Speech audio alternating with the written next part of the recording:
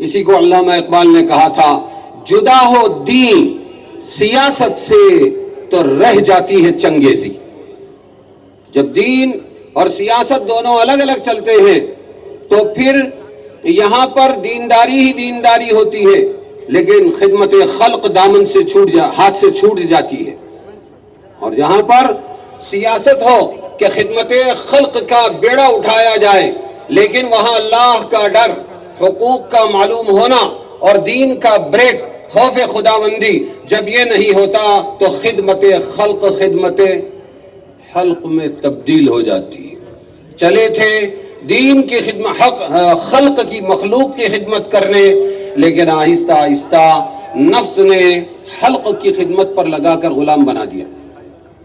اسی لیے ان آخری 10 ویڈیو میں کھل کر میں نے کئی موضوعات کو چھیڑا ہے۔ کیا سیاست بری چیز ہے؟ تو اس میں کہا گیا بالکل نہیں، سیاست سب سے بڑی عبادت ہے، اگر سیاست اللہ سے ڈر کر مخلوق کے حقوق کو ادا کرنے کے لیے ہو، گھر بھرنے کے لیے نہ ہو۔ اس میں یہ بھی کہا گیا، پوچھا گیا کہ حضور پاک صلی اللہ علیہ وسلم اگر دینی پیشوا تھے، مسجد، مدرسہ، مکتب اس کے پیشوا تھے، تو پھر آپ کے زمانے میں میونسپلٹی آف دا مدینہ یا عربستان کون چلاتا تھا؟ تو یہ بتایا گیا کہ آپ صلی اللہ علیہ وسلم ہی پیغمبر بھی تھے، بادشاہ بھی تھے۔ اسی کے اندر ایک ویڈیو یہ بھی آیا کہ حضرت یوسف علیہ السلام نے جیل میں جو کچھ بھی اللہ نے علم دیا اور صعوبتیں، تکلیفیں برداشت کی، باہر آئے تو انہوں نے بادشاہ وقت نے جب پیار سے بلایا، عزت افزائی کی، تو انہوں نے کیا مانگا؟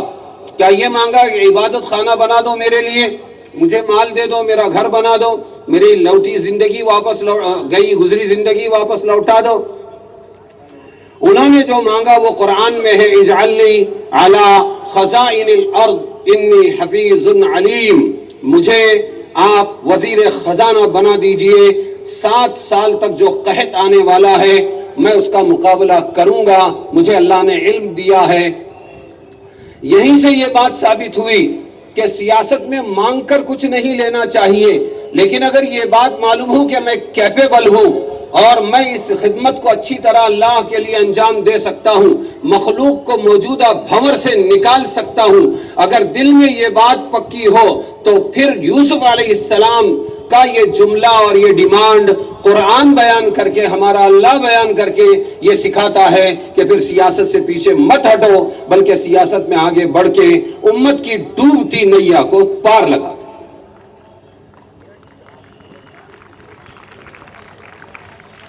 مجھ سے پہلے ہمارے اطراف میں کسی نے یہ ہمت نہیں کی، اور میں دیکھ رہا تھا لگاتار امت کی زبوں حالی اور اسلام پر یلغار اس لیے ہو رہی ہے کہ ہم نے اللہ کے رسول کی ایک بڑی سنت سیاست کو چھوڑ دیا۔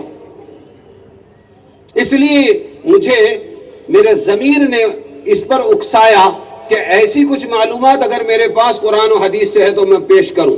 تو انہوں نے مانگا کیا؟ وزیر مالیات بنا دو۔ وہ بیچارہ اسلام قبول کر کے بادشاہ گوشہ نشین ہو گیا اور بادشاہ ہی بنا دیا، اور 7 سال تک پورے مصر اور اطراف کی نیا کو انہوں نے پار لگایا، قحط کا مقابلہ کیا، اس لیے کہ اللہ کا علم ان کے پاس تھا۔ چلتے چلتے ایک بات یہ بھی کہہ دوں، جب کوئی مولوی سیاست کی بات کرتا ہے تو لوگ کہتے ہیں مولانا کو سیاست سے کیا لینا دینا؟ تو اس کا جواب میرے پاس یہ ہے، سیاست ہے ہی مولانا لوگوں کا کام۔ جس کے پاس سیاست کا علم ہے، جس کے پاس اللہ کے ڈر کا علم ہے، جس کے پاس مخلوق کے حقوق کا علم ہے، علم اس کے پاس ہے، اور اسی کو اگر سیاست کا حق نہیں ہے تو کیا ان پڑھوں کو سیاست کا حق ہے؟ اس میں نے کئی ساری باتیں کہی ہیں جن کو میں تفصیل سے نہیں کہوں گا، ہمارا ابھی لکی ڈرا یہاں شروع ہونے والا ہے، لیکن ہمارے مظہر بھائی کی ایما پر چند باتیں میں نے آپ کے سامنے پیش کی ہیں۔ ہم کو کوشش یہ کرنا چاہیے کہ ہم جج کریں، ہم فیصلہ کریں، اور جو اچھے خادم نظر آئیں ان خادموں کو ہم خود سے مدد کر کے، محنت کر کے جتا کر لانے کی کوشش کریں، تاکہ معاشرہ یہ گندگیوں سے پاک ہو جائے اور مخلوق کو ان کے حقوق ملیں۔ اور آپ سے بھی گزارش ہے، مردوں سے بھی اور عورتوں سے بھی، یہ سیاست جو چلتی ہے تو چلتی رہے گی، یہ آپ کا حق ہے، اڑوس پڑوس میں دھیان دو، غریبوں یتیموں بیواؤں کی لسٹیں بناؤ، مددگاروں کی مدد کرو، ہاں، اور اسی طریقے پر ہم کو چاہے وہ ہندو ہو یا مسلم ہو، جو ضرورت مند ہے اس کی مدد کو پہنچنا چاہیے، دوائیں دلانا چاہیے، ان کو اسپتالوں تک پہنچانا چاہیے، راشن پہنچانا چاہیے، ان کو دلاسا دینا چاہیے، کیوں؟ اس لیے کہ یہی ہے محبت، یہی دین و ایمان کہ کام آئے دنیا میں انسان کے انسان۔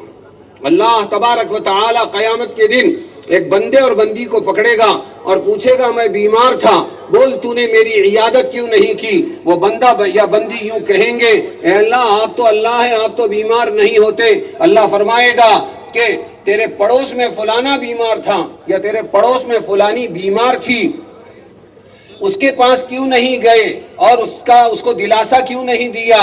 اگر تم اس بیمار کے پاس جاتے تو مجھے وہیں پاتے۔ اسی طرح پوچھے گا میں بھوکا تھا، کھانا کیوں نہیں کھلایا؟ بندے کہیں گے کہ اللہ آپ کو بھوک نہیں لگتی، آپ کب بھوکے تھے کہ ہم آپ کو کھلاتے؟ اللہ فرمائے گا تمہارے پڑوس میں کئی لوگ بھوکے تھے، تم ان کے پاس جاتے ان کو کھلاتے تو تم مجھے کھلاتے، ایسا میں مان لیتا۔ اسی طرح اللہ فرمائیں گے میں ضرورت مند تھا، تم نے میری ضرورت پوری کیوں نہیں کی؟ ایسی ایک لمبی لسٹ ہے۔ تو دنیا کھا کما کے مر جانے کے لیے نہیں ہے، انسان کے کام آئے، اس واسطے اللہ نے اس دنیا کو بنایا ہے۔ آپ سے اخیر میں یہی گزارش کرتے ہوئے میں رخصت ہوتا ہوں کہ ہم خود اپنے رسول کی سنت کو زندہ کریں اور خدمت کو زندہ کریں، ہمدردی اور مواسات کو زندہ کریں، ہمیشہ دوسروں کے کام آنے کی کوشش کریں اور اچھے لوگوں کو کامیاب کرنے میں ہم مدد کریں۔ وآخر دعوانا ان الحمدللہ رب العالمین۔